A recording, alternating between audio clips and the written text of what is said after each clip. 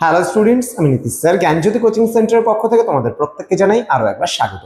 তো আজকে আমি তোমাদের সঙ্গে আলোচনা করব এনইপি 4 ইয়ার আন্ডার গ্র্যাজুয়েট প্রোগ্রামের অধীনস্থ যে সমস্ত ছাত্রছাত্রীরা যারা নর্থ বেঙ্গল ইউনিভার্সিটি আন্ডারের বিভিন্ন কলেজগুলোতে সেকেন্ড সেমিস্টারে পড়াশোনা করছো, তাদের জন্য কিন্তু আজকের এই ক্লাসটি ভীষণ গুরুত্বপূর্ণ। তোমরা মেজর কোর্স নিয়ে পড়ো, চাই মাল্টিডিসিপ্লিনারি কোর্স নিয়ে পড়ো, তোমাদের ক্ষেত্রে অনেকেই কিন্তু মাইনর বা ডিএসসি হিসেবে সোসিওলজি রেখেছো। তো আজকে মাইনর বা ডিএসসি সোসিওলজি থেকে সেকেন্ড সেমিস্টারের ভীষণ গুরুত্বপূর্ণ একটি টপিক, সেটা হচ্ছে স্থানান্তর চাষ বা ঝুম চাষ। স্থানান্তর কৃষিও বলি আমরা, ঝুম চাষও বলি আমরা। তো সেই বিষয়টা নিয়ে কিন্তু আজকে বিস্তারিত আলোচনা করব।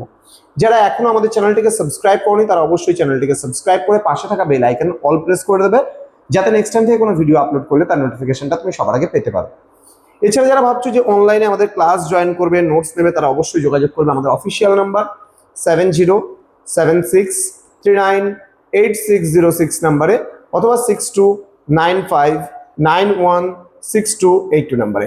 তোমাদের টোটাল কোর্স ফি রয়েছে তোমাদের এই সাধ্যের মধ্যে জাস্ট 1199 রুপিস মেজর কোর্সের স্টুডেন্টদের জন্য, এবং মাল্টিডিসিপ্লিনারি কোর্সে যারা স্টুডেন্ট রয়েছে তাদের জন্য কোর্স ফি রয়েছে মাত্র 699 রুপিস অল সাবজেক্ট পুরো সেমিস্টারের। তো দেরি না করে আজই যোগাযোগ করো আমাদের সঙ্গে। ইতিমধ্যে কিন্তু প্রচুর ছাত্রছাত্রী আমাদের সঙ্গে যুক্ত হয়ে গেছে। চলো তবে শুরু করা যাক আজকের ক্লাসটা, স্থানান্তর কৃষি বা ঝুম চাষ। তো এই স্থানান্তর কৃষি বা ঝুম চাষটা কি, চল জেনে নেওয়া যাক।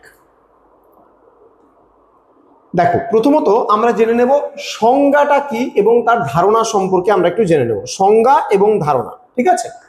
যেমন ঐতিহ্যবাহী স্থানান্তর কৃষি পদ্ধতির কথা বলতে পারি। দেখো, পাহাড়ি অঞ্চলে তুমি যদি লক্ষ্য করো, সেই পাহাড়ি অঞ্চলে কি বলছে যে আদিবাসীরা বনের একটি নির্দিষ্ট অংশের গাছপালা কিন্তু কেটে পুড়িয়ে পরিষ্কার করে সেখানে চাষাবাদ শুরু করে।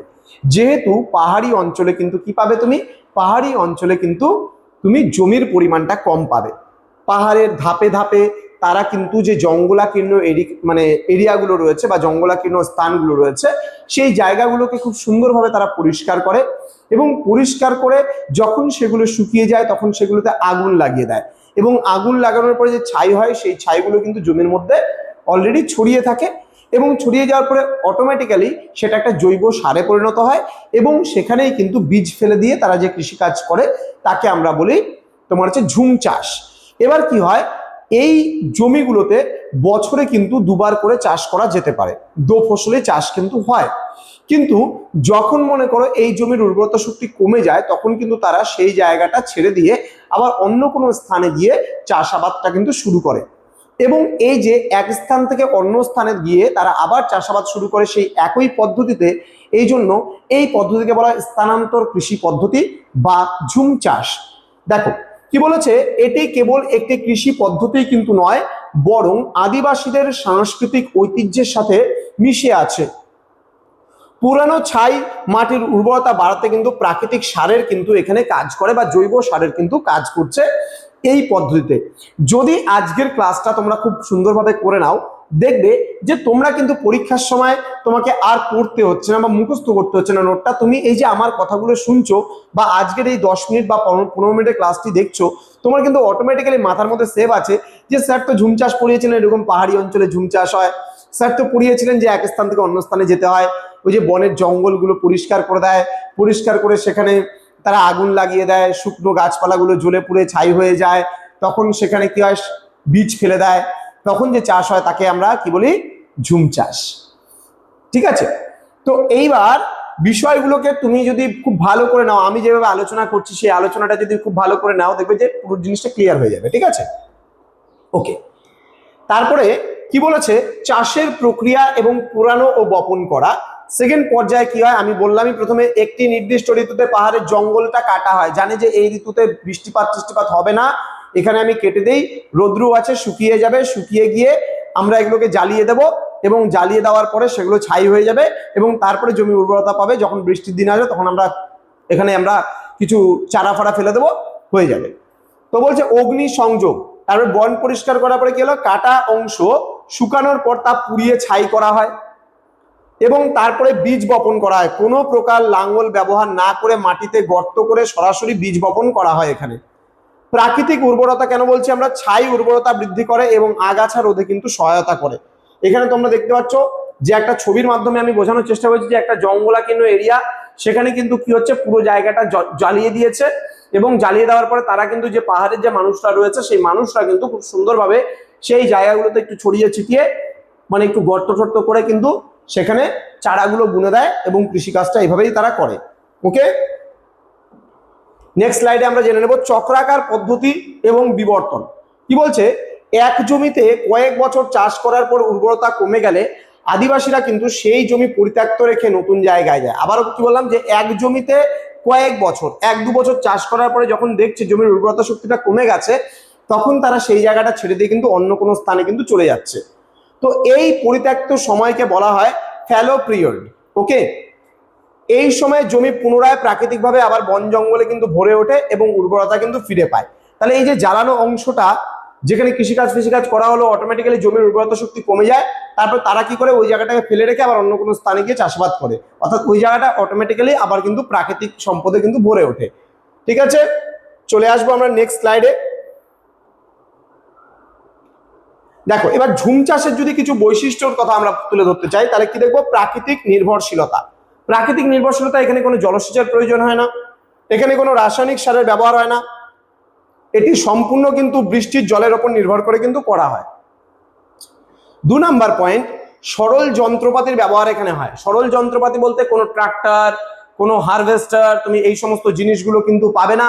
এখানে যা পাবে, আমরা বাড়িতে নর্মালি বাগান করে চাষাবাদ করার ক্ষেত্রে যেগুলো ব্যবহার করে, যেমন দা, কোদাল, সেগুলোও কিন্তু এখানে পাবে। দা, কোদাল বা খননকারক কাঠির মতো অতি সাধারণ সরঞ্জাম দিয়ে কিন্তু তারা সমস্ত কাজগুলো সম্পন্ন করে। ক্লিয়ার? নেক্সট পয়েন্ট যেটা বলছে মিশ্র শস্য ব্যবস্থা। যেহেতু এখানে জমির পরিমাণটা কম, সেহেতু অল্প জমির মধ্যে তারা বিভিন্ন রকমের ফসল চাষাবাদ করে, যেমন একই সাথে তারা ধান, তুলো বা সবজি, তিল, এই সমস্ত জিনিসগুলো চাষাবাদ করে, যা কিন্তু বৈচিত্র্যময় খাদ্যের যোগান দেয়। তাহলে একটা জমি আছে, সেই জমিতে যদি তারা খালি ধানই উৎপাদন করে এবং সবজি চাষ যদি না করে, তারা ধানের সাথে কি খাবে তারা? তো এই কারণে কিন্তু তারা মিশ্র কৃষি ব্যবস্থা, কিন্তু এই ঝুম চাষের মিশ্র কৃষি পদ্ধতি কিন্তু তারা গ্রহণ করে। ঠিক আছে, তো এবার আদিবাসীদের বেঁচে থাকার অবলম্বন আমরা বলতে পারি পুরো 100% জীবন এবং জীবিকা কিন্তু তারা এই ঝুম চাষ পদ্ধতিতেই করে থাকে। পাহাড়ি অঞ্চলে কিন্তু সেরকম ভাবে কোনো কাজ নেই, তারা কিন্তু মানে যেহেতু যোগাযোগ ব্যবস্থা থেকে শুরু করে অনেক দুর্গম স্থানে মানুষজন থাকে, সেহেতু পাহাড়ি স্থানে কিন্তু মানুষ বেঁচে থাকার জন্য লড়াই করে, তারা খাদ্যের জন্য কিন্তু লড়াই করে, যার জন্য তারা অল্প স্বল্প করে সেখানে উৎপাদন করতে দেখা যায়। কি বলছে, পাহাড়ি দুর্গম অঞ্চলে যেখানে লাঙল চালানো বা স্থায়ী জমি তৈরি করা সম্ভব নয়, সেখানে কিন্তু ঝুম চাষ হয় আদিবাসীদের প্রধান খাদ্য এবং উপার্জনের উৎস। তারা এই ঝুম চাষের পদ্ধতি কিন্তু তাদের খাবার দাবার থেকে শুরু করে সবকিছু তৈরি করে, বিশেষ করে দুর্গম স্থানগুলোতে। এটি কেবল পেট ভরে না, পাহাড়ের মানুষের সংস্কৃতি, গান এবং উৎসবের সাথে কিন্তু নিবিড়ভাবে জড়িত। যে পেট ভরে যে বলতে পারি আমরা এটার সাথে, এটা কিন্তু নয়, তারা এটা কিছুটা একটু মানে নিজেদের রসদগুলোকে জোগাড় করার জন্য কিন্তু এই পাহাড়ের মানুষরা কিন্তু এর সঙ্গে জড়িয়ে থাকে। পরিবেশগত সমস্যা এবং ঝুঁকির কথা আমরা বলতে পারি এই ঝুম চাষের কারণে। বলছে বনভূমি এবং জীববৈচিত্র্য বিনাশও কিন্তু হয়। বলছে বারবার জঙ্গল পুড়িয়ে পরিষ্কার করার ফলে ব্যাপক হারে পাহাড়ি বনভূমি ধ্বংস হচ্ছে, এর ফলে বন্যপ্রাণীর আবাসস্থল নষ্ট হয়ে যাচ্ছে। বর্তমানে লোক সংখ্যা বাড়ায় কিন্তু চাষের চক্র ছোট হয়ে আসছে, যা বনকে আর আগের মতো বড় হওয়ার সুযোগ দিচ্ছে না। তাহলে এবার সময়টা যেহেতু খুব কম, সেহেতু মানুষজন যে সময় দেবে জমিটাকে সেটা দিতে পারছে না। এবার পাহাড়ি অঞ্চলেও ধীরে ধীরে বিভিন্ন পরিমাণে হোমস্টে গুলো হচ্ছে, প্রচুর পরিমাণে হোমস্টে গুলো দুর্গম দুর্গম স্থানগুলোতে হোমস্টে হচ্ছে, এবং সেখানকার প্রাকৃতিক পরিবেশটাকে বাঁচানোর জন্য হয়তো সেখানে লোক বসতিও প্রচুর পরিমাণে বেড়ে যাচ্ছে, প্রাকৃতিক সম্পদটাকে ধ্বংস করা হচ্ছে। তাহলে আমরা এই সমস্ত জিনিসগুলো কিন্তু দেখতে পাচ্ছি। মৃত্তিকা ক্ষয় এবং ভূমিধসও কিন্তু এর একটা কারণ।